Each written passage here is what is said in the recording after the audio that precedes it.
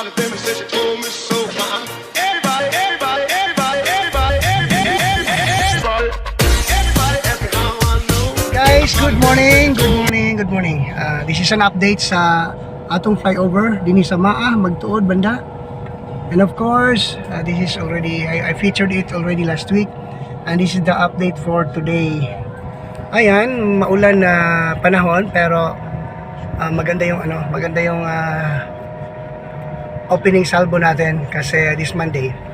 Kasi as we can see, ano na talaga, very ready na talaga yung ating bridge, and hopefully magagamit na siguro next month or this month.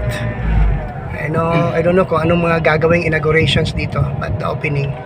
But the important is eto na, inasphalt na nila mga ka-urban. Yung inasphalt na nila yung fave, no? Dati-rati semento yan. Ngayon, inasphalt na talaga nila, coated na with asphalt. So maganda yan, yung asphalto para po sa gulong ng mga sasakyan. Ayan siya, hanggang doon yan sa dulo. Napakaganda. At sana pagkatapos ng tulay, susunod kaagad itong side, no, itong left wing niya, kasi talagang dilapidated na, talagang sira na kasi hindi nga sementado.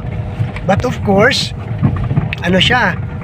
tawag dito, hindi nga siya sementado pero always pa rin dinadaanan, kaya ganun po ang situation, no?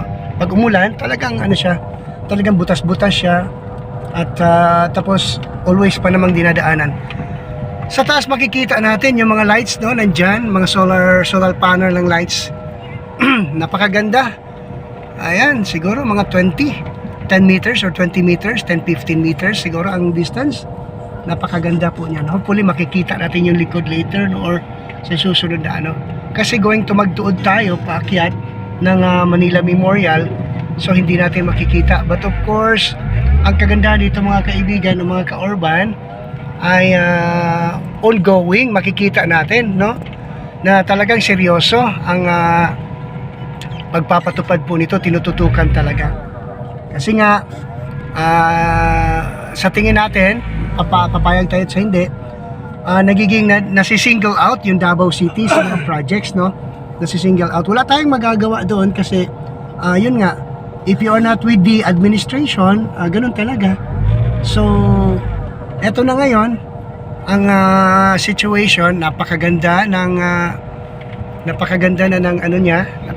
ng tayo niya, at saka yung sa baba hindi pa totally cleaned up.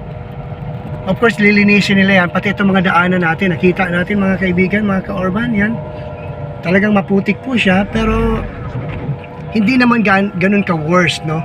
Hindi naman ganun ka-worse kasi maya-maya inaabunuhan yan, o pinapatsapan po yan ng mga gravels para So sa daang ito, in the left side going to downtown yan, and the right side naman going to Magtuod, kung saan tayo pupunta, sa tabi po ng Manila Memorial sa Magtuod. Medyo malayo-layo pa yon, but of course eto na, punta na tayo doon, at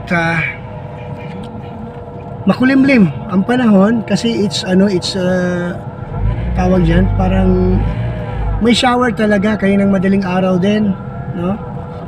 Talagang kung titignan po natin, nagmaman po doon yung yellow uniform, TMC po yan sila.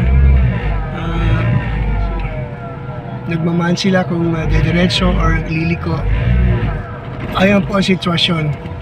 Pero naman siya, moderate lang naman ang traffic, manageable naman siya, at may makikita pa tayong mga may makikita pa tayong mga materyales, hindi pa nagagamit yung mga materyales, may mga gagawin pa yan dyan. So dito sa baba, sana may park dito sa baba, yung parke. May mga recreation area para mapasyalan, kasi kung tutuusin ang Maa kasi, or sa taas nito, ay maraming hili, no? This is maraming hili places talaga ito, kung saan tayo nagtatambay minsan sa hilltop. Meron doon, makikita mo ang entire city kapag ka nandun ka sa taas. So Kabaan po ng kabaan po ng Superhighway o Maharlika Road. Ito po. Makikita natin ang ating one of the flagship project, no? Ayan. Napakatibay niyan, napakalakas niyan. So hindi po basta-basta 'yan. Solid na solid po 'yan.